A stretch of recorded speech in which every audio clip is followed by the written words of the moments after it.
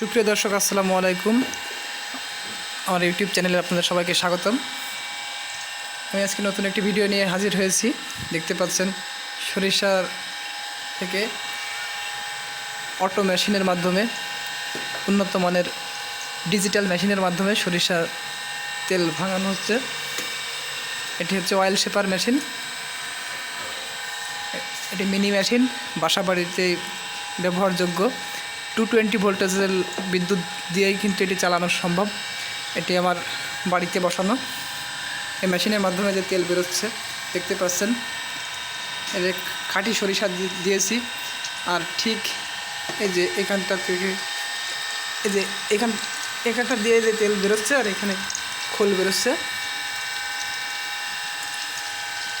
একেবারে পিওর সরিষার তেল পাচ্ছি।